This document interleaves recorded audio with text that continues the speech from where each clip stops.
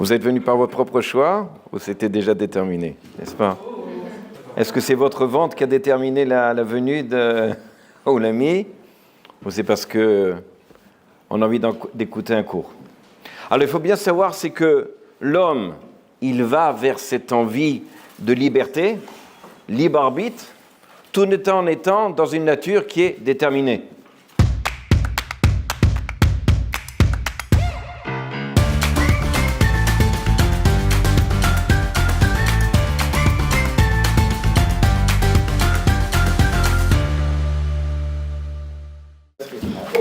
Erev Tov, Beta Avon. Donc continuez à manger, c'est pas grave. Vous me regardez par le miroir là. Ça, je vous pose une question. Vous êtes venu par votre propre choix ou c'était déjà déterminé, n'est-ce pas? Est-ce que c'est votre ventre qui a déterminé la venue de Oulami ou c'est parce que on a envie d'écouter un cours? Cette notion de libre arbitre, ce qu'on appelle en hébreu bechira, et la notion de déterminisme, on verra par la suite, parce qu'on le Chachamim, ils appellent ça en tant que yédia, de connaissance. Est-ce que finalement ces deux choses sont compatibles ou sont incompatibles? Alors il faut bien savoir, c'est que l'homme, il va vers cette envie de liberté, libre arbitre, tout en étant dans une nature qui est déterminée. Alors, vu comme ça, c'est incompatible, et pourtant on vit dedans. Il y a un déterminisme. La preuve est, c'est qu'il y a certaines choses qui ont été annulées, des activités, parce que la météo dit que dans une semaine, il va pleuvoir. On a déterminé déjà à l'avance que finalement, par... En fait, si vous regardez exactement la définition, n'importe quoi, Wikipédia ou je ne sais pas quoi, ce que c'est que le déterminisme, d'après la philosophie, on va commencer juste une notion déjà philosophie, mais il faut bien comprendre que le cours de ce soir, on va voir le Rambam, ne fait pas partie, on va dire comme ça, du choix, si on peut dire comme ça, d'études dans lesquelles le juif doit se poser des questions. Et on va essayer de comprendre. Le déterminisme, c'est quoi? C'est scientifique. C'est-à-dire que la science a montré, il y a des lois de la nature qui font qu'il y a un déterminisme. Il y a des choses qui font que la loi de la gravité, je balance un objet et automatiquement elle va tomber. La lumière, la vitesse de la lumière, comment elle passe d'un corps à un autre corps, etc. Tout ça, c'est ce qu'on appelle une certaine déterminisme, c'est-à-dire qu'il y a des lois qui font que on va vers une certaine preuve en science qui fait que lorsque je parle d'une chose, je sais qu'on va arriver de A à B. Comment je peux déterminer ça? C'est parce que, entre guillemets, la science, d'après des lois le plus vrai possible, me dit qu'on va arriver à un instant B ou à une notion B. Le libre arbitre, c'est quoi? C'est comment on peut exprimer le libre arbitre? Alors, effectivement, il faut savoir qu'il y avait deux courants en philosophie. Il y avait le courant Laplace et Newton pour les scientifiques, qui pensaient qu'effectivement, chez l'homme, il y a une notion de libre arbitre, mais qui vit dans une nature qui est déterminée. Et donc, ils pensaient qu'il y avait une certaine contradiction et qu'il fallait se débrouiller avec, je ne vais pas rentrer dans toutes ces notions-là. Et il y a de l'autre côté, certains comme philosophes, Hume et Spinoza. Et Spinoza, vous savez qu'il était juif, mais qu'il a lutté contre le judaïsme. Et Dafka, et justement, Spinoza va dire qu'il n'y a pas de libre arbitre. Et lui, ça l'intéressait de montrer que finalement, le juif, lorsqu'il faut, c'est fini, c'est déjà décidé, la personne ne peut pas faire de tchouva. Et on va arriver à ça. Alors, ça, c'est les deux courants. Et puis, il y a un courant qui est arrivé, dernier siècle. C'est Freud, n'est-ce pas, avec la psychanalyse, l'inconscient. Et ça, je me suis renseigné parce que ne croyez pas que je suis parti à l'université pendant 10 ans. Et l'un des contemporain, je ne vais pas dire contemporain, parce que enfin, Sartre a dit de Freud comme quoi l'inconscient, d'après ses analyses lui, était incompatible avec l'esprit de la liberté. Pourquoi ? Parce que Freud, dans ses analyses et dans ce qu'il dit, c'est que l'homme est finalement contraint.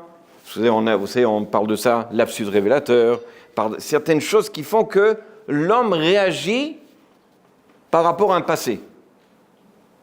Donc finalement, il est déterminé lorsqu'il agit, il faut voir en fait, qu'est-ce qui s'est passé. Je ne parle pas de l'acquis, qui est l'éducation, etc., je parle du né. Et donc pour lui, Sartre dit, allons on a tué le libre arbitre.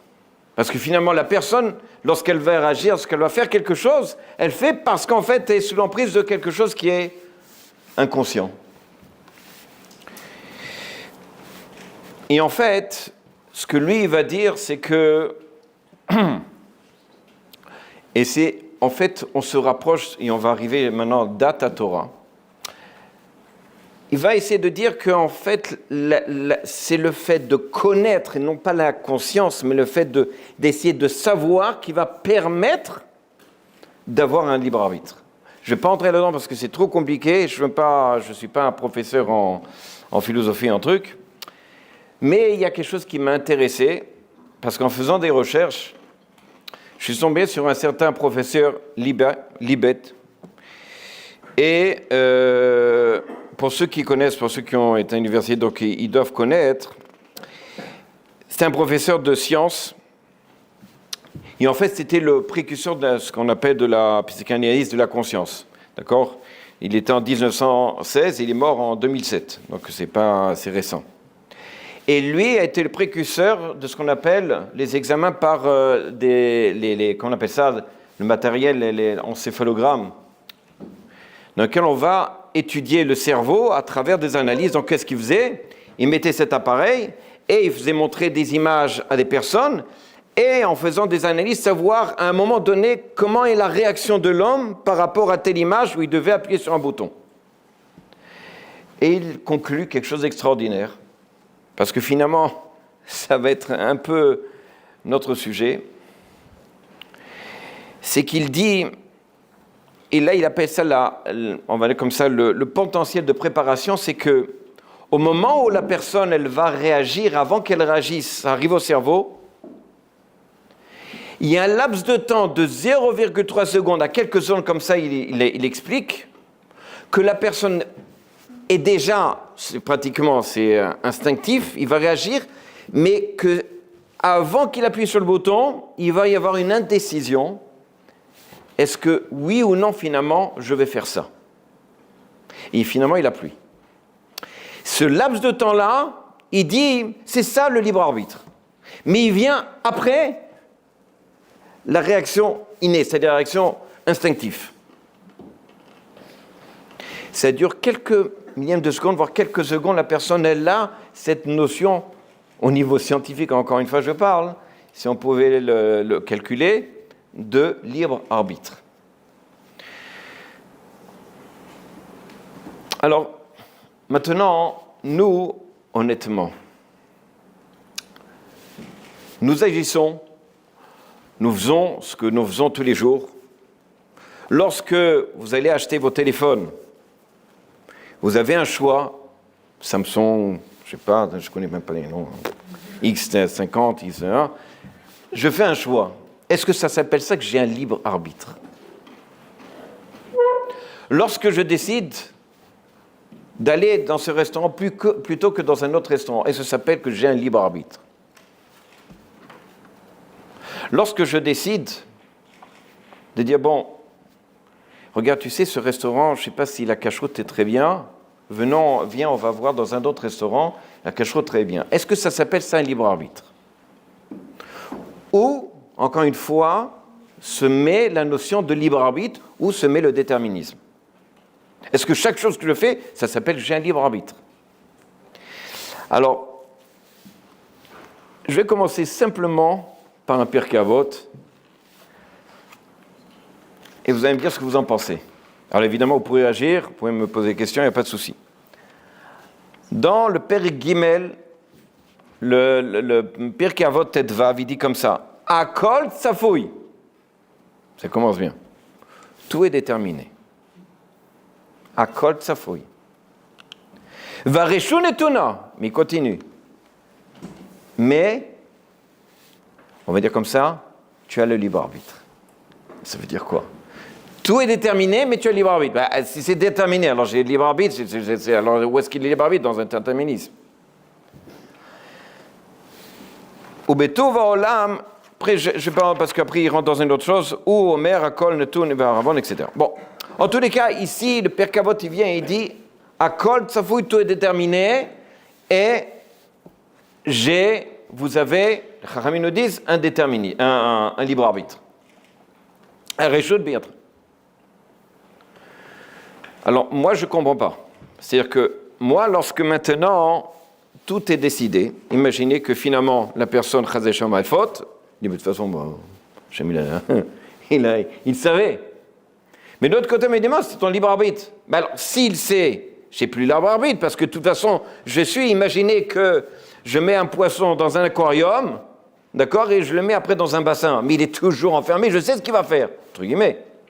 Il ne va pas aller plus loin, il ne va pas sortir avec ses petites pattes, et tiens, je vais aller à la mer. Il est enfermé dans ce que moi j'ai décidé. Maintenant, effectivement, il peut faire ce qu'il veut. Lui, il a l'impression de faire ce qu'il veut. Il va à droite, il va à gauche, etc. Pour peu que je lui mets des chemins, comment on va mettre, de telle sorte que le poisson, il est obligé de passer par là, il va toujours avoir l'impression qu'il fait ce qu'il veut. À la différence, l'animal et l'homme. L'animal, il n'a pas de libre arbitre. Jamais on a vu un chat dire, bon, tu sais quoi, cette poubelle n'est pas bonne, je crois que la laine, elle est meilleure, en plus, il y a plus de... L'homme, oui, il va décider. Où est-ce qu'on voit justement cette notion de décision dans la Torah? Vous pouvez me donner des exemples dans la Torah? De libre arbitre. De libre arbitre. Yosef.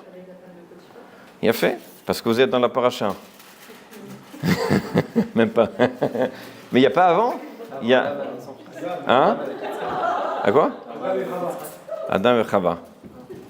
Qui c'est qui a dit Adam et Chava? D'accord, déjà le premier. Mais à la différence, c'est que Adam, est-ce que Bémet, il avait un libre arbitre? Ben, c'est lui qui l'a créé. Hein? C'est lui qui l'a créé à ce moment-là. Qu'est-ce qu'il est? C'est lui qui a créé Qui c'est qui a créé l'homme? Il a créé le bien et le mal. C'est Adam quand il a mangé la pomme, où il a créé le bien et le mal. Il est écrit à Kadochu. Il a vu dans la Torah et il a créé le monde. Donc il a vu dans la Torah, et dans la Torah c'est quoi? Dans la Torah, vous verrez, il y a cette notion de Sacha ve'onesh. C'est quoi Sacha ve'onesh? Le salaire et la punition. Il a créé le monde sous cet emblème-là. Il a donné apparemment à l'homme, le premier homme, le choix. À toi de choisir. Qu'est-ce qu'il a besoin de mettre? Tu as tout le Gan Eden, tu as un arbre ici, tu ne mangeras pas. Pourquoi tu as besoin de me mettre cet arbre et me mettre en pleine épreuve? Et malheureusement, il est tombé. Le Rambam. Alors, sachez encore une fois que ce genre de questions, de savoir est-ce qu'on a une libre arbitre, est-ce que c'est déterminisme, ce sont des questions dans lesquelles les Chachamim ont essayé de donner une réponse succincte en disant de toute façon, on n'a pas le droit de s'occuper de ce genre de questions-là. Parce que quelqu'un il se pose trop de questions, il devient Chazé Shem renégat. Il lâche tout. Je vais vous lire le Rambam, parce que, à part le Rambam, évidemment, dans les Shmoné Prakim, le Rambam dans Moreh Nebuchim, le Rambam est ici dans Ilchot Tshuva, que je préfère lire, c'est plus à notre portée. Il dit la chose suivante. Dans le 5e chapitre des lois de Tshuva, donc c'est quoi la Tshuva? Quelqu'un il a fauté, il va faire Tshuva. Maintenant la question, encore une fois, est de savoir, mais si j'ai fauté, c'est qu'Hachem avait décidé à l'avance, puisqu'il savait que j'allais fauter. Donc il m'a mis dans cette situation-là. Alors en quoi maintenant je dois faire tchouva? Ton problème. J'ai demandé. Le Rambam, il vient tout de suite formel.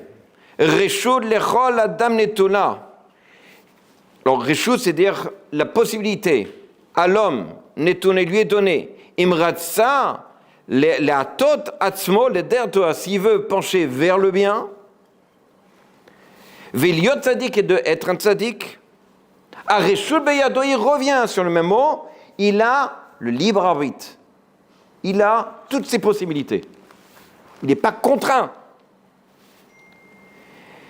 Veim, évidemment l'inverse. Imratsa lato, s'il veut maintenant pencher de l'autre côté, les derara du mauvais côté. Liod rachat den mauvais areshul beyado, il a toutes les possibilités. Il a le droit. Ou shekatu batora, en, adam, etc. Bon. Et là-bas, la date d'Overa, dans laquelle tu sauras le mal et le bien, etc. Ça veut dire. Alors, je ne vais pas rentrer dans tout le Rambam parce qu'il parle de tout ça, le Rambam, comme quoi, évidemment, l'homme, on ne peut pas dire qu'il n'a pas de libre arbitre. Celui qui dit qu'il n'y a pas de libre arbitre, c'est un apostat. Il a un libre arbitre. Ok. Maintenant, les questions que vous avez posées, il a posé. Shema Thomas, peut-être que tu vas dire, Allo Akadosh Baruch Hu yoda kol ma sheyeh. Mais de toute façon, Akadosh Baruch Hu, il sait tout ce qui va se passer. Shayodea sheze veye tzadik, il sait de toute façon que je vais être tzadik. Je vais faire un truc. Au rachat. Alors, Olo, est-ce qu'il sait, oui ou non? Est-ce qu'il sait qu'il va être mauvais ou pas? Évidemment que oui. Im yada sheu yetzadik, si maintenant on va dans l'hypothèse que oui, Akadosh Baruch Hu, il sait que la personne elle est tzadik. Ifshar shelo yetzadik. Alors c'est impossible qu'il ne soit pas tzadik. Donc il peut faire toutes les fautes qu'il veut. C'est Hachem Yadim, celui-là il va être tzadik. Donc tu peux manger ce que tu veux, de toute façon il sera tzadik. Imaginez, n'est-ce pas, avec tous les films là, Retour vers le futur, vous savez à l'avance ce qui va se passer, ouais, je ne sais pas. D'accord, vous avez vu, de toute façon je vais devenir un gadolador. Laisse tomber, on va au McDo et tout, de toute façon on profite avant, parce qu'on va être gadolador. Ça veut dire quoi? Alors, ça, c'est la question de Rambam. Da'shatchouva chez Lazo, et regardez bien ce qu'il dit le Rambam. Sachez que la réponse à cette question-là, Aruka me'eretz, mida verchava, elle est immense. On ne peut pas voir la solution, il dit le Rambam. Alors pourquoi tu as posé? Minayam ve'kerim gdolim, il y a trop de principes que l'intellect humain soit capable d'emmagasiner. Maintenant, ça c'est le Rambam, il continue, je ne vais pas rentrer là-dedans, tout le Rambam, maintenant le Révet, je suis obligé d'en venir parce que c'est déjà un peu plus petit, alors plus avant, il dit le Révet, il dit comme ça, alors vous savez, le Ravad, il a écrit beaucoup de lois, beaucoup contre le Rambam. C'était un gadolador, gadol, tamid chacham atzum. Il est venu après le Rambam. Mais il écrit contre le Rambam, il a remis en question beaucoup de la du Rambam. Mais qui comme le Rambam? Au point là-bas, c'est rapporté l'histoire que tous les chidushim qu'il avait écrits, à un moment donné, il avait laissé, il y en a qui dans un bateau, il y en a dans une maison, en tout cas, il y a eu un incendie, tout a brûlé. Il restait quelques parcimonies de ces chidushim qu'on a ici. Il a dit qu'il ne fallait pas t'attaquer au Rambam. Mais quoi qu'il en soit, il dit le Ravad. Il dit comme ça. Alors, il parle sur le Rambam, évidemment, etc.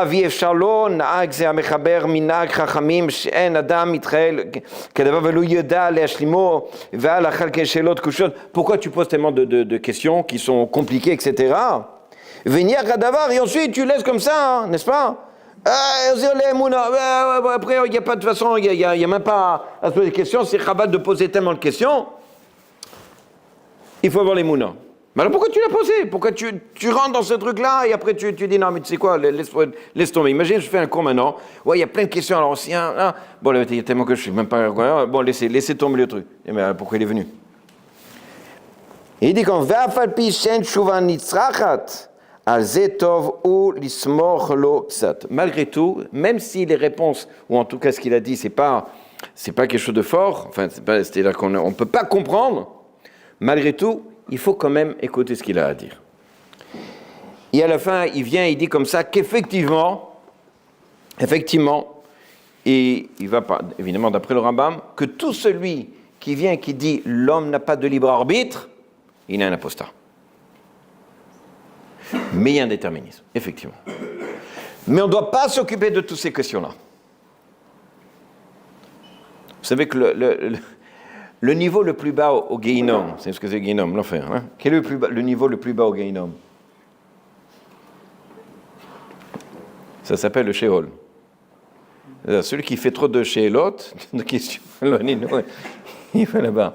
Non, c'est-à-dire ce genre de questions, il ne faut pas poser. Quoi qu'il en soit, alors moi je me suis dirigé, en faisant des investigations, etc., d'après les Chachamim, je me suis posé sur ce que dit je ne suis pas Breslev, mais très intéressant, l'Ikutei Moharam.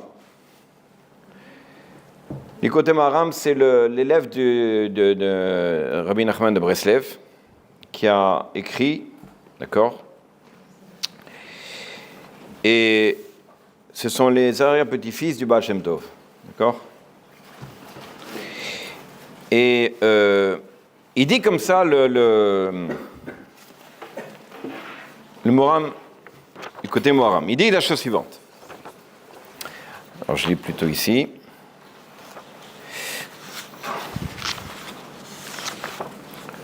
Voilà. Veda, chez Zeika Kora Bechina, sache que ça c'est la force du libre arbitre. Kol Zman Shasechel, chaque fois que l'intellect, En Kolkar Gadol, la vie n'a pas la capacité de comprendre. À Yedia, l'Yedia c'est-à-dire le déterminisme en fait. L'Yedia c'est la connaissance, on verra ce que c'est. Vea Bechina, et aussi ce que c'est que le libre arbitre. Alors, Azaï, alors. Donc, dans ce cas-là, le libre arbitre, il est à sa place. Si je suis capable de savoir finalement ce que c'est le déterminisme, alors il n'y a plus de libre arbitre.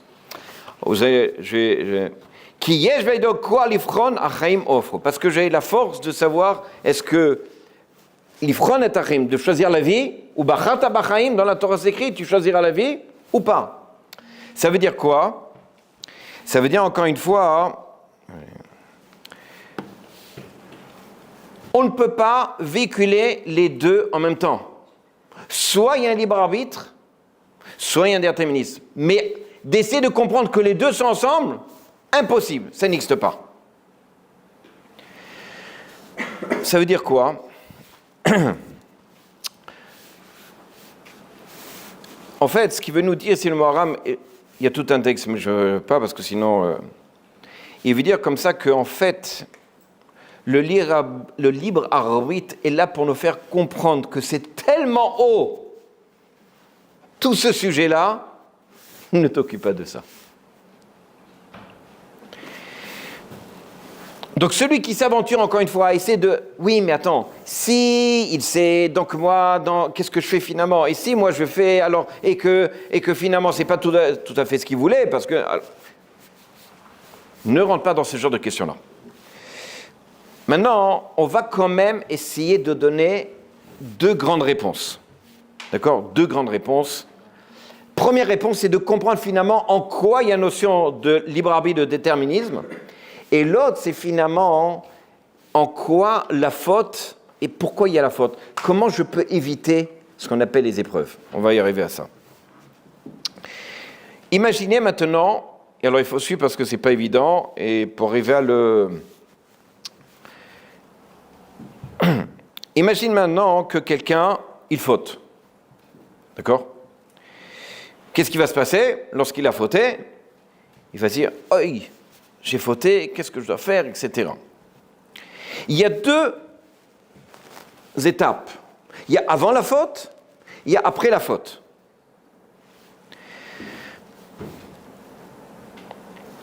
Le Moharam, l'Ikutei Moharam, pas que lui, le Ramchal, on va voir le Tzadika,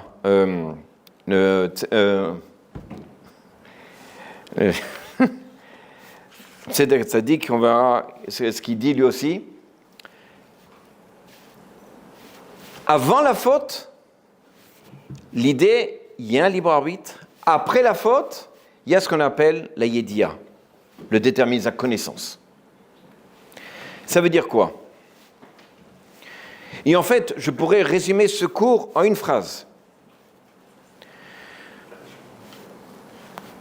Je ne peux, lorsque la personne, elle va fauter, elle va se demander, à ce moment-là, je fais bien ou je fais pas bien? Lorsqu'elle a fauté, qu'est-ce qu'elle fait? Pourquoi j'ai fauté? N'est-ce pas? Ben c'est pas du tout ça, c'est pas bon. Pas bon. Avant de dire tout est déjà décidé, c'est pas bon. Et après la faute, de dire pourquoi j'ai fauté et pourquoi j'ai un libre arbitre, entre guillemets, c'est pas bon. L'idée est comme ça. Comme ça, il dit l'écouté Morin. Tu utilises ton libre arbitre avant, et sachez encore une fois, je reviens parce que j'avais posé, au début, j'avais dit, le libre arbitre, et ça, tout le monde est d'accord, le Rambam, le premier, la date d'Ovara, de savoir entre le bien et le mal. Choisir deux portables, ça, c'est pas le libre arbitre. C'est du déterminisme. Choisir entre une maison ou habiter ici ou là-bas, ça s'appelle pas un libre arbitre. Ça s'appelle du déterminisme. C'est déjà su à l'avance. Vous n'avez pas besoin de vous casser la tête. Par contre, je vais acheter un portable. Tu crois que je mets un filtre ou pas? Là, ça s'appelle le déterminisme. Libre arbitre. Oh, heureusement, vous avez écouté. Hein, vous avez vu, hein? Ça s'appelle libre arbitre.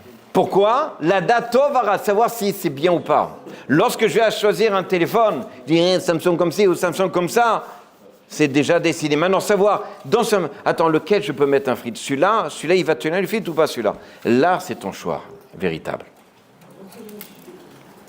Maintenant, d'après le côté Moharam, il dit la chose suivante. Il dit, avant que tu fautes, tu vas réfléchir. Ça s'appelle, en hébreu, la bechina, l'examen, le libre arbitre, savoir est-ce que oui ou non, je vais faire la chose. Je vous donne un exemple. Il y a deux personnes, il fait très chaud, on est en Eretz Israël, il fait 40 degrés, ils arrivent, l'un il court comme ça, il arrive chez lui transpirant, il ouvre le frigo, il prend une bouteille d'eau et il boit. Oh, Hachem. Le deuxième, il court la même chose, il n'en peut plus, il rentre chez lui, il ouvre le frigo, il prend le verre. Ah! Baruch ata Hachem, shakol niyabit baruch. Quelle est la différence entre l'un et l'autre? Les deux ont fait le même acte. Le résultat est, ils se sont désaltérés. Mais c'est quelques secondes, n'est-ce pas, une millième seconde qui a changé, dans lequel ce professeur avait parlé. C'est ce libre arbitre. Est-ce qu'il est un animal? Il va directement, parce qu'il a soif, à l'automne, c'est instinctif, et je vais boire? Ou alors, avant de faire l'acte, je réfléchis un instant, quelques secondes, je dis, attends, qu'est-ce que je fais? Je suis en tant qu'un animal, tout de suite je vais boire? Ou alors je suis un homme qu'Akadosh Baruch Hu m'a créé avec des lois dans lesquelles on m'a demandé d'être un homme. Et cet homme-là, c'est cette loi qui me permet d'être dessus. Maintenant, ok, loi d'autre, c'est qui t'a dit. Le fait est simplement de ne pas prendre tout de suite cette eau et de réfléchir, de faire simplement une bracha, je me mets déjà dans un autre niveau que le premier. C'est ça le libre arbitre. C'est ça ce que veut nous dire le côté moral. C'est-à-dire que lorsque moi, à un moment donné, j'ai envie de faire quelque chose, la personne, elle veut fauter. Elle a à ce moment-là, en quelques secondes, le libre arbitre. Elle a ce choix de dire, Tov vara, est-ce que c'est bien, est-ce que c'est pas bien? Est-ce que c'est la volonté d'Hachem, oui ou non? Mais ça, c'est ton choix, toi. Lorsque la personne, elle a fauté, elle ne peut pas se remettre en question pourquoi j'ai fauté. À la fin, c'est ce qu'on appelle la yédia, c'est le déterminisme. C'est la volonté d'Hachem. Hachem, il savait que tu allais fauter. C'est ça la différence. Ça veut dire quoi, à la fin? Ça veut dire, non pas que je vais pleurer sur ce que j'ai fait, mais au contraire, de la même façon, on va dire comme ça de façon plaisante, il vaut mieux que je meure avant de faire la faute. Après la faute, il vaut mieux que je meure, mais que je ne sois pas triste. Oui.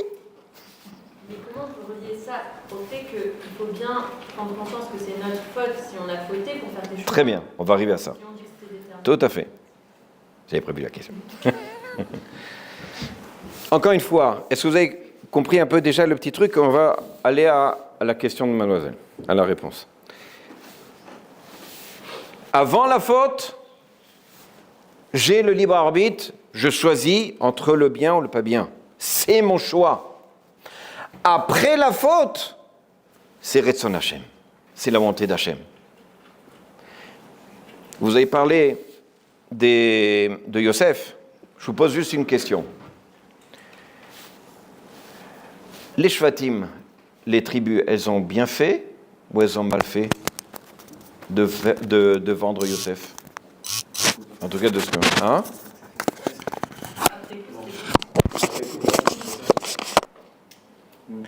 Yosef, il a souffert. Il a eu l'épreuve avec la femme de Paro. Il était en prison, mais après il est devenu suppléant du roi. Il a permis à ce que le pays, pas seulement le pays, mais toute sa famille puisse manger pendant des années. Alors, c'était bien ou c'était pas bien? Est-ce que Hachem il a bien fait, oui ou non? Est-ce qu'on n'aurait pas pu arriver à cette même chose, mais en ayant fait différemment? Alors c'est ça la notion. C'est que avant, c'était ton libre arbitre. Mais la conclusion, c'est-à-dire que lorsque je suis arrivé, je dois dire, Ribono shel olam, Toda El, c'est ton raison, c'est ta volonté. Il y a, et d'après ça, ça veut dire quoi? Que finalement, oui, il y a un libre arbitre avec un déterminisme. On ne peut pas concevoir l'un sans l'autre, mais les deux ne peuvent pas être ensemble. Je ne peux pas dire qu'avant la faute, il y a un déterminisme, comme je ne peux pas dire qu'après la faute, il y a un libre arbitre. Regardez bien ce que dit le Tzidka d'Atzadik. Il dit la chose suivante. Alors c'est le Rabbi Milouvlin, alors c'est un des Gdolim, encore une fois, de la pensée des années... il est né en 1823, il est mort en 1900. Donc c'est vraiment... Il dit la chose suivante, je ne vais pas tout lire, mais je vais lire la première chose. Ikar HaTshuva, l'essentiel de la Tshuva. Regardez bien ce qu'il dit, c'est pas possible. Ou Ad Shiyair Hashem Ednav, jusqu'à ce qu'il va ouvrir les yeux à l'homme. Shiyuz Donotav Kisruyotav, que ces fautes, qui étaient des fautes qu'il a fait exprès, d'accord? Il a fait volontairement, deviennent Sruyot, des mérites. Shiyakir Osim Lomar, il veut dire comme ça. Shiyakir, afin qu'il sache, il soit capable de comprendre. Viavin, chez Kolma Shechata, que tout ce qu'il a fauté, mais Hashem Gamkem Beretson Hashem Aïdvarach. Aya Gamkem Beretson. Même ça, c'était la volonté d'Hachem. Comme ils ont dit, bon, après ils rapportent dans Brachot, etc. C'est-à-dire que la personne qui faute, c'est la volonté d'Hachem. Mais alors, comme elle a dit, comment on peut faire tchouva? Alors il nous dit là, continue sur cette idée.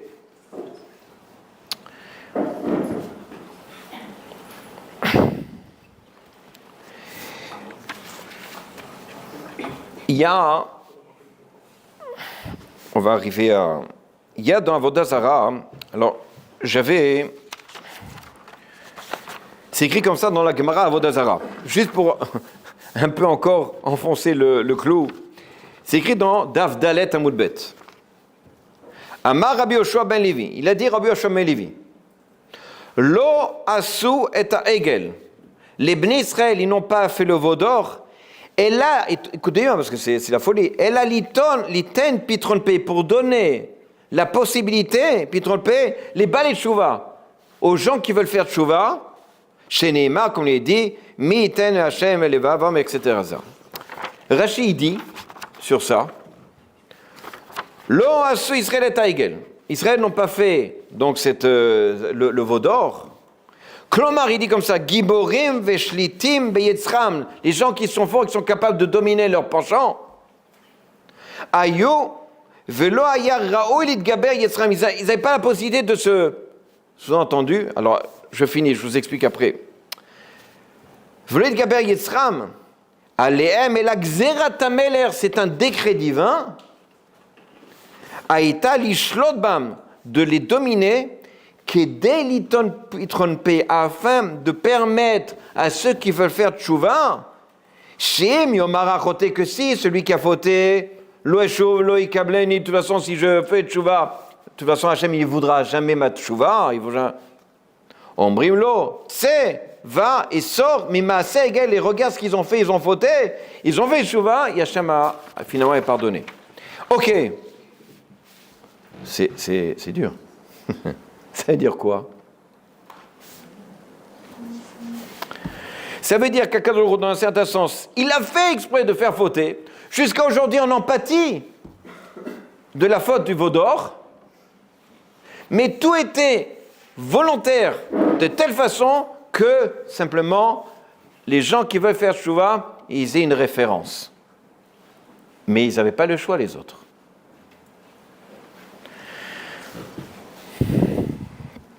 C'est un peu comme si je mettais le pistolet Chazacham sur ta tempe. Je dis, voilà, tu dis Israël qui disparaisse. Alors tu vas le dire, tu es obligé de le dire. Après, je te donne une claque, Chazacham. Je dis, mais t'es malade, qu'est-ce que t'as dit là? Il me dit, mais c'est vous qui m'avez dit de faire ça. Non, monsieur, pourquoi? Hachem, il a fait de telle sorte que les Israélites fautent. Pour après dire, non, mais tu sais, c'est en fait, tiens, maintenant tu vas en pâtir de tout ce que tu as fait. Mais c'est pas nous qui voulions faire ça. C'est toi qui nous as mis dans cet état-là. C'est quoi le reproche alors? Hein? Qu'est-ce qu'on peut leur reprocher Alors c'est ça.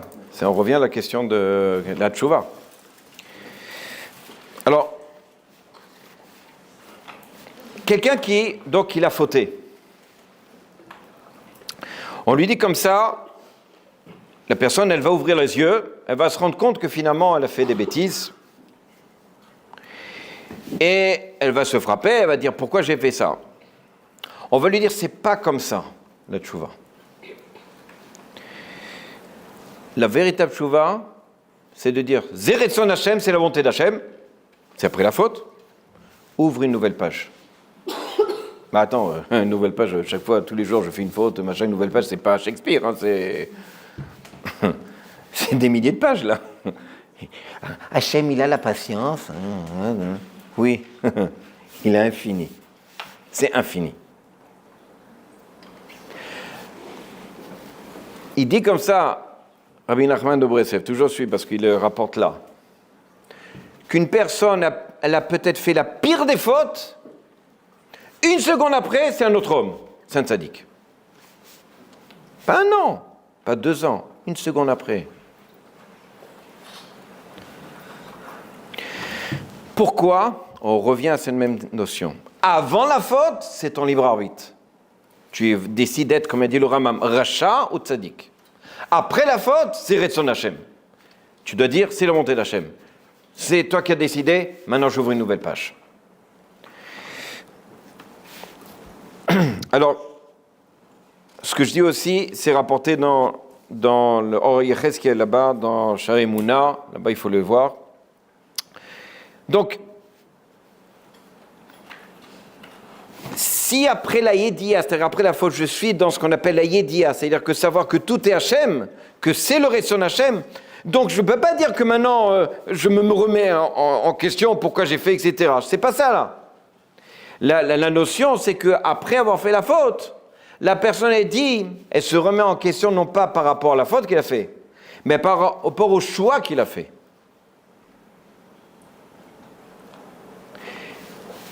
Maintenant, c'est une nouvelle page.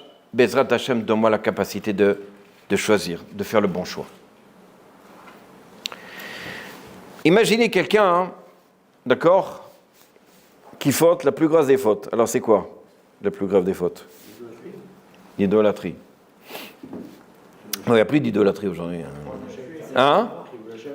Chilul Hashem, ok, bon, c'est vaste. La Shonara, oui, c'est vrai. Ouais. Ouais, tu es, ok. Bon, alors moi, je vais vous dire un truc. Vous allez me dire, hein? Hein? Ce que vous avez dit? Ok. Alors moi, je vais vous dire, on va prendre un peu de tout ce que vous avez dit. Je vais pas vous prendre le type qui pour. Ah, la totale. Qui pour? Il est allé manger. Bon. Burger avec... Non, parce que khalouf avec du fromage, c'est pas basar khalav. Donc il a pris de la viande badatz. Meilleur des cacheroutes. Avec du fromage badatz, il a mélangé, il a mangé. Il a fait cuire avec la viande, il a mangé. Et puis, comme il y a sa voisine, elle était toute seule, nous avec elle a 7 enfants et tout ça, il a fait maassé. La Tota, il a tout fait. Tout d'un coup, il dit, c'est bientôt la Neila. À votre avis, cette personne, il va aller à la Neila ou pas? Hein? La question c'est quoi? C'est sur le fait. Bon, parce que vous écoutez mon cours, là, commencez à comprendre. Mais la vérité, il va pas aller à la Neila. Un type qui a fait tout ça, laisse tomber la Neila. Ouais? Ouais, avec avoir fait toutes les pires choses, il va comme un Neila. Il se tabarre chez moi. Alors, c'est qu'il a compris le lit que t'es mort. Hein. Mais moi, la vérité, honnêtement, si on est honnête avec soi, le type, il a tout fait. La Neila laisse tomber. Hachem, qu'est-ce qu'il veut de ma tchouva? Avec tout ce que j'ai fait, je n'y vais même pas. J'ai honte d'aller, je ne vais pas aller. Je continue ma vie. Et c'est l'erreur. Nachon. Parce que, encore une fois, et comme ça, il rapporte dans la même chose dans l'écouter à la chôte. C'est la même chose, Rabbi Nathan.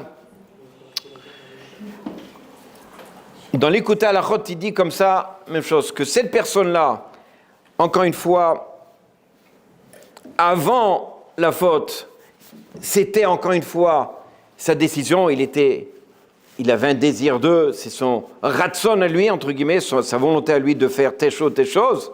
Et après, on doit comprendre que c'est le ratson d'Hachem. C'est la volonté d'Hachem. Et donc, il n'y a que comme ça. Évidemment qu'une personne comme ça, qui a fait autant de fautes, il doit la Neila.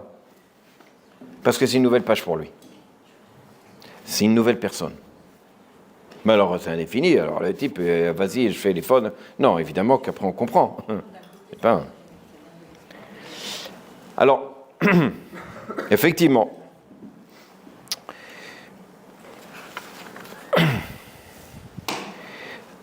il y a la Gemara dans Gittin.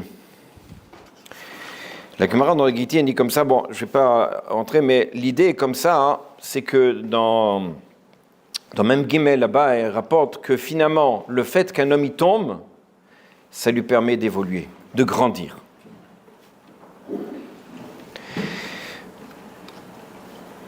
Encore une fois, même si la personne a fauté, il y a toujours son libre arbitre. Après la faute, il n'y a pas de libre arbitre. C'est comme ça, ça a été décidé. Mais ce que tu vas faire maintenant, c'est ton libre arbitre à toi. C'est une nouvelle page, et donc à toi de commencer quelque chose de nouveau. Ça veut dire quoi? Ça veut dire qu'avant la faute, je dois dire Ribono Shel Olam, maître du monde, faire une fila. On dit comme ça, donne-moi la capacité de surmonter l'épreuve qui est devant moi. Après la faute, Ribono Shel Olam, maître du monde, donne-moi la capacité de comprendre ta volonté, d'accord, et que je commence une nouvelle page. Ça, c'est l'idée, encore une fois, de cette notion de libre arbitre et de déterminisme. Maintenant, je vais aller avec une autre notion, et je finis par ça. Les Chachamim nous ont dit Akadosh Baruch Hu n'envoie pas d'épreuve à un homme que s'il est capable de surmonter. Très bien. Maintenant, lorsqu'on voit dans la tfila, c'est écrit comme ça, ATV l'idée Nisayon. En tout cas, la tfila du soir avant de dormir. Ne me mets pas dans une épreuve. Je te demande de ne pas être dans une épreuve. D'un côté, Hachem n'envoie pas d'épreuve que si je peux surmonter. De l'autre côté, ne m'envoie pas d'épreuve. Ça a l'air contradictoire. Donc finalement, qui c'est qui envoie les épreuves? C'est Hachem. Vous êtes tous d'accord? Alors on va ouvrir une nouvelle page maintenant. On va essayer de comprendre autrement. Tout ce que je vous dis, c'est maintenant une nouvelle page. Demain, vous allez faire du ski autrement. Avec la banderole Badat. Allez comme ça. Si il sait que je vais surmonter la faute, et que finalement je ne surmonte pas la faute, à qui la faute? Bah Hachem, tu as dit que tu n'envoies pas la faute si je fais capable de... Voilà, je n'ai pas réussi. Donc c'est toi qui es fautif, entre guillemets, Chazé Shalom. Donc ça veut dire quoi, Chazé Shalom, que Hachem il s'est trompé?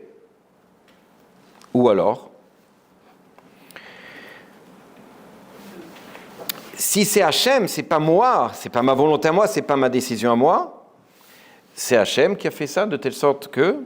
Alors effectivement, il y a ce qu'on appelle Sachar ve'onesh, il y a le salaire et la punition, comme c'est écrit dans la Torah. Tu as lu Barabit, mais sache que maintenant ce que tu vas faire, ok. Maintenant, évidemment que c'est écrit « Bacharta b'chaim » et tu choisiras le bien. Donc il y a cette notion de libre arbitre, mais il y a deux chemins qui ne peuvent jamais se rencontrer. C'est l'accusateur et l'avocat. L'accusateur, pas l'avocat, hein, et l'avocat. Ça veut dire quoi? Retson atzmi, ma volonté à moi, ce que moi j'ai envie, on va dire désir. D'accord? Si vous prenez d'ailleurs les premières lettres, ça fait ra. C'est mauvais. Resh ain. Stam, entre parenthèses. L'homme, il a des volontés. On a dit comme ça, l'homme, il veut une voiture, l'homme, il veut un truc, l'homme, ok. N'oubliez pas, Dieu a créé le monde léatif, comme ça il dit le Ramchal, pour faire du bien. Il a créé le monde pour que chacun puisse se développer et avoir ce qu'il veut. Donc ça veut dire quoi? Que tout ce que vous demandez, en principe vous devriez l'avoir, n'est-ce pas?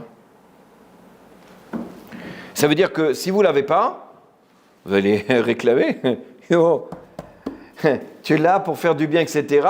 J'ai envie d'une belle maison. Elle est où? Où est la maison? Alors regardez comment c'est.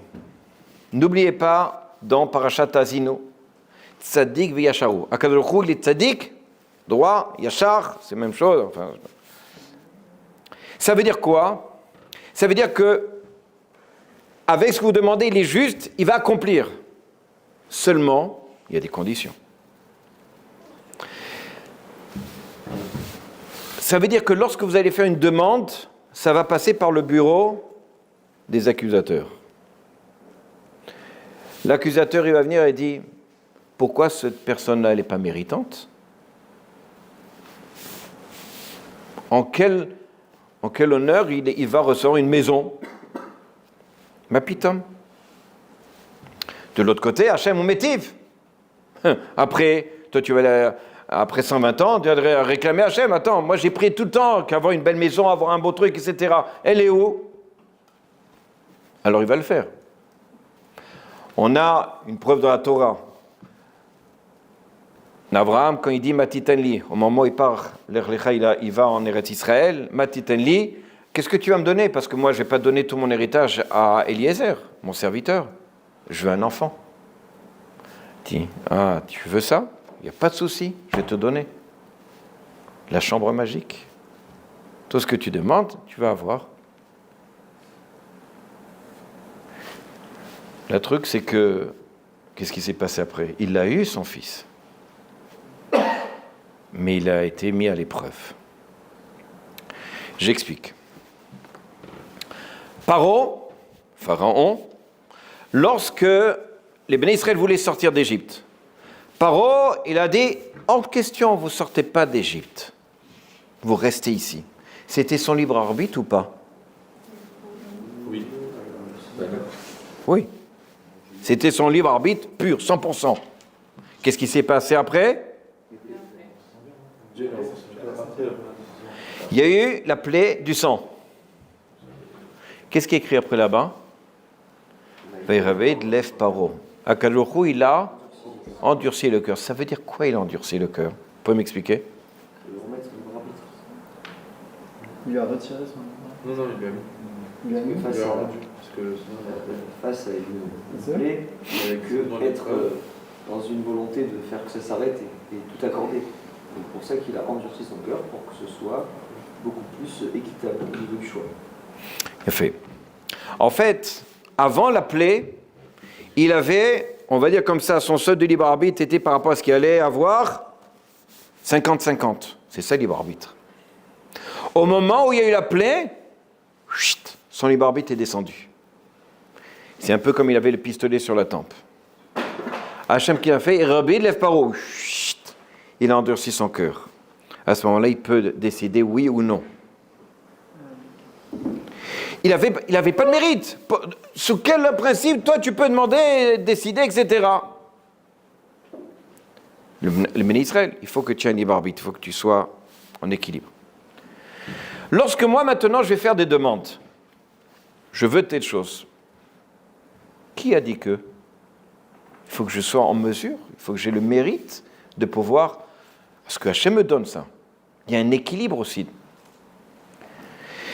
Ça va aller vers l'accusateur. L'accusateur dit, il est hors de question, comment il peut recevoir une telle chose? Alors il dit, mais je dois lui donner, parce que moi, animative, colbriote, je donne tout.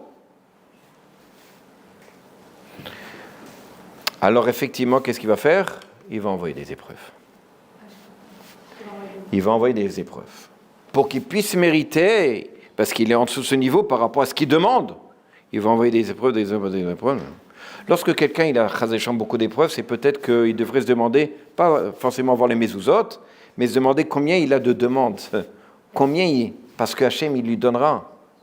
Mais chazéchalom, des fois sous des... C'est rapporté comme ça dans... Et ça c'est Abraham, Akedat Yitzhak. Tu veux, tu dois passer par ça. Tu dois faire une messiron nefesh. Un don de soi tellement grand, parce que tu ne peux pas avoir d'enfant. Ce que tu demandes, c'est trop haut. Même la grandeur d'Abraham, père de toutes les nations, tu ne peux pas en avoir. Mais comme tu me l'as demandé, alors je suis obligé de mettre, mais tu devras passer par ça. Tu es prêt? Akedat Yitzhak. Le sacrifice d'Yitzhak. Ouais. J'ai une question. Depuis le début du cours, j'ai l'impression qu'on associe le libre arbitre à la notion d'épreuve pour les juifs. C'est-à-dire qu'en dehors de cette notion d'épreuve, il y a beaucoup de déterminisme. Et que c'est quand il y a l'épreuve qui se présente à lui, au moment où il doit choisir entre est-ce qu'il fait ou non la faute, à ce moment-là, il a le libre arbitre. Tout à fait. Moi, la question qui me vient du coup, c'est est-ce que du coup les non-juifs ont le libre arbitre ou pas? Puisque actuellement, les épreuves dont on parle, c'est des épreuves qui sont présentes pour les juifs, pas pour les juifs. Alors, est-ce que cette notion de libre Alors, c'est un autre niveau. Les non-juifs aussi dans l'épreuve. Ils ont ce qu'on appelle les 7 lois noachiques. Oui, mais c'est tellement évident pour eux, c'est que quoi? Non, il faut bien comprendre. Par exemple, vous avez dans l'islam, c'est ce qu'on appelle le mektoub. Il n'y a pas de libre arbitre. C'est défini, c'est déterminé. C'est comme ça, Dieu a décidé, c'est pas autrement. Donc il n'y a pas forcément une possibilité de repensance, de dire que moi, le fêter, c'est fini pour toi. Chez les autres, les chrétiens, alors il y a cette notion-là, de oui, il y a peut-être un libre arbitre, etc., mais bon, je ne vais pas rentrer dans ces trucs-là. Chez la Yahadout, chez le juif, effectivement, il y a le libre arbitre. Et ça, le Ramanadi ne dit pas qu'il n'y a pas de libre arbitre. Maintenant, ce libre arbitre-là fait qu'encore une fois, et c'est à quoi je vais arriver à la fin, d'accord, je ne vais pas finir, là, je vais arriver à cette conclusion-là de ce que tu m'as posé comme question. Je vais finir en tout cas par rapport et j'arrive à ta conclusion. C'est écrit dans Echa, Mi pe elyon lotetse ara ve'atov. D'en haut ne sortira pas le mal et le bien.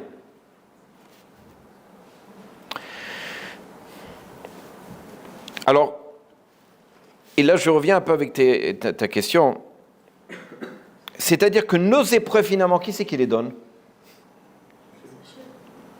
C'est Hachem. Je répète encore une fois, je reviens. C'est nous. Nos volontés, nos retsonot, nous amènent aux épreuves. Hachem, l'otetsia tov hara. Hachem, il n'envoie pas le mal et le bien. Jamais. C'est toi qui amènes sur toi le mal et le bien. Alors, il y a fait. On va arriver. C'est la fin. Alors, justement, si c'est ça, effectivement, et vous posez bien la question, on ne demande plus rien, on me laisse tomber. Alors là, le cours. Non, ma chérie, tu veux quelque chose? Non, je veux rien, je veux tout rien. Moi, je vis tranquille, en bonne santé, tout ça. Mais tu voulais un truc pour Hanouka, tu voulais une voiture. Oh, surtout pas une voiture, une petite voiture, en plastique, ça suffit. Parce qu'une petite épreuve, ça. Non. Alors. C'est rapporté comme ça, nos Shulchan Aruch, et on va donner 2 réponses possibles pour éviter justement d'entrer dans ça, et on conclut. Le Shulchan Aruch, il rapporte comme ça dans le Siman Kuf Yutet, dans Orach Chaim, Sif Aleph. Où est-ce qu'on fait les demandes? C'est écrit là-bas, et c'est écrit là-bas textuellement, tu fais les demandes dans l'Amida, pas les 3 premières, les 3 dernières, tu fais au milieu. Et le mieux, c'est de faire dans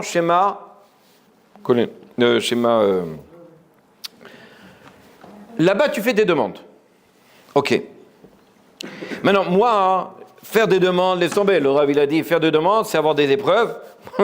Et je ne suis même pas sûr si je vais surmonter.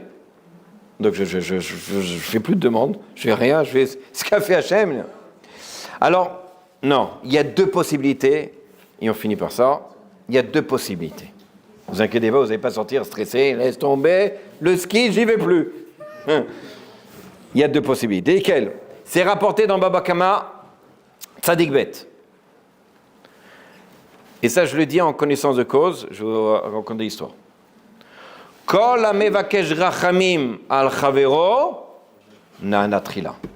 Tout celui qui demande, entre guillemets, j'aime pas le mot, miséricorde, le bien pour son ami, il sera répondu en premier. Et ça, on connaît l'histoire avec Avimelech et Abraham. Lorsque Avimelech a pris sa femme Sarah, etc., après, Hachem lui a dit, mais tu as pris, c'est un prophète, demande-lui plutôt, parce que tu voulais avoir des enfants, demande-lui qu'il prie pour toi. Et finalement, juste après, va Yifkot Sarah, et Sarah, elle a eu un enfant. Et Abraham, il a pris pour Avimelech. Moi, j'ai testé. C'est 100%, ça marche. Avant de me marier, je fais Shidour, ça marche bien, j'en ai marre, hein, n'est-ce pas? Il y en a qui veulent se marier.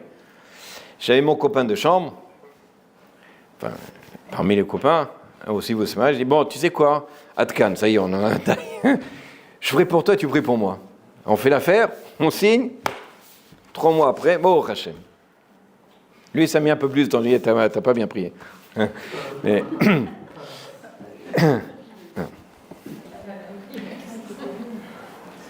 Pour notre fils qui va se marier, Bezrat Hachem, j'avais fait la même chose. Parce qu'on ne savait pas exactement, difficile. J'ai dit avec quelqu'un, parce qu'il doit marier sa fille, j'ai dit, regardez, je prie pour vous, vous priez pour moi. Même pas 2 semaines après, Shidour. Pourquoi? Comment ça marche? J'ai prié pour Réhouven. Qu'est-ce qui va se passer? J'ai prié pour qu'il ait, je ne sais pas ce qu'il veut, un truc. La demande va aller en haut, au bureau d'accusateurs. Il a fait mes autres. Au bureau des accusateurs, qu'est-ce qu'ils vont faire? Le malach, l'ange, il va aller chez qui? Chez le type qui doit recevoir. Et lui, qu'est-ce qu'il va dire? Je n'ai rien dit, moi. J'ai fait aucune fila, moi, j'étais malade. Non, c'est pas moi, j'ai rien demandé. Alors il va aller, c'est celui qui prie. Dis-moi, qu'est-ce que tu as fait? Il dit, mais je ne prie pas pour moi, je prie pour l'autre. C'est mes balbelles, ça fait un balagan, ça fait une... Je ne vais pas dire le mot, je sais pas comment... Dans tout ce qui se passe chez les anges, j'ai dit, bon, mais qu'est-ce qu'on fait? Il y aura des épreuves, parce qu'il y a toujours, malheureusement, mais il va être complètement diminué. J'ai mis du rachamim, de la miséricorde dans le din. Lorsque je vais demander, est-ce que toi, tu mérites d'avoir ça? Alors là, il y a le midat hadin, il y a la justice stricte qui va se mettre au milieu. Mais lorsque je demande à quelqu'un, Je ne demande pas pour moi, je demande pour quelqu'un d'autre. Alors Hachem, alors là, qu'est-ce que c'est? C'est de Rachamim. Je demande c'est la miséricorde. Alors l'ange, il va quand même venir contre ça, parce que malgré tout, il faut quand même avoir. Mais entre Chazécham, le type, il va avoir sa voiture pourrie, ou juste une petite égratignure. Oh, laisse tomber, égratignure, ça va. Si c'est pour une maison à 500 000 euros, c'est bon. Première possibilité. Deuxième possibilité. Et ça, c'est connu comme ça, nous disent les Balé Moussar. Ne demande pas à toi, Retsonra et Retsono. Demande en fonction de la volonté d'Hachem. Même chose, tu veux te marier? C'est écrit dans la Torah Bonochola. Pas je vais me marier, je ne trouve pas de femme, je suis une blonde aux yeux bleus, il n'y a rien, attends, ce commerce, là, pas. Ribono Sholam, tu écris dans la Torah, Lotov liot adam levado. C'est pas bien d'être tout seul. Je veux accomplir ta mitzvah. Je veux pouvoir enfin accomplir bien, comme il a dit Rabbi Akiva. Quand est-ce que tu vas me donner cette possibilité? Alors là, c'est plus ton ratson, c'est plus ta volonté à toi. C'est celle d'Akadosh Baruch Hu. Et là, ma affaire, je transforme le Midat Hadin, encore une fois. Et l'accusateur, il va à l'accusateur. Je n'ai pas demandé pour moi. Je demandé ce qui est écrit dans la Torah. Toi aussi, tu es obligé. Alors ça veut dire directement Akadosh Baruch Hu. Deux possibilités. Je finis par ça, regardez, alors le Chesed d'Abraham, et je finis par la dernière chose, le Chesed d'Abraham, c'était le grand-père du Chida. Le grand-père du Chida est quelque chose, si ce n'est pas le grand-père du Chida, je le laisse tomber. Il dit comme ça, avant la naissance, c'est lui qui a écrit sur le Zohar, les explications du Zohar, c'est une des meilleures. Il a écrit comme ça, avant la naissance, la Neshama, elle voit comme Akadosh Baruch Hu, il voit avec Sofo Alolam, Matsofo. Il voit le monde entier. Et il voit en lui qu'est-ce qu'il doit admetaken, qu'est-ce qu'il doit réparer. Et il dit le Chesed Avraham, il va demander le choix, il va avoir à ce moment-là le choix. Je veux descendre comme ci, comme ça pour faire le tikkun, pour faire la réparation. Et lorsque vous arrivez, vous je suis petite taille, je suis grand, je suis pas riche, machin. C'est ton choix, toi, Habibi. C'est toi qui as choisi. C'est toi qui as choisi. Tu ne peux pas mettre ça en question à Kadosh Baruch Hu.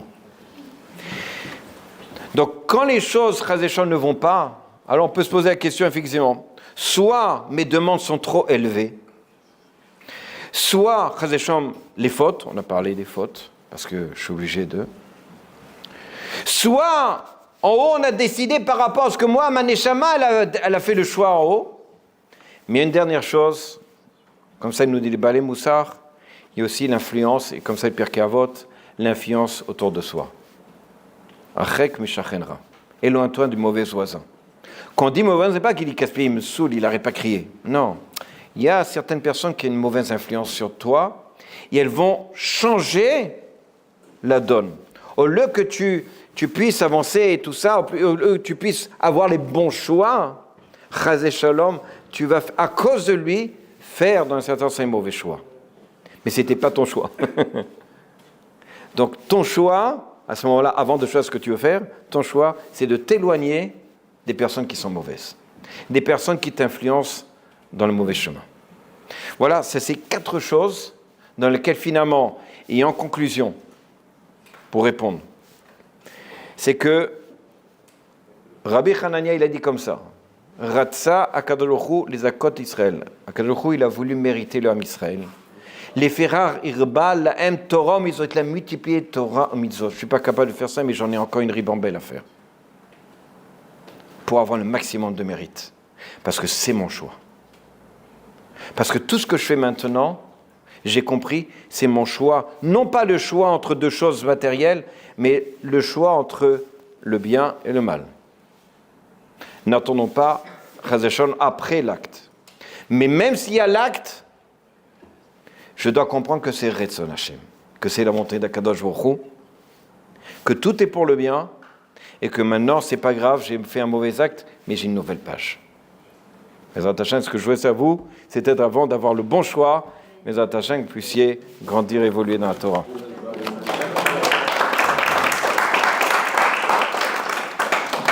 Oui.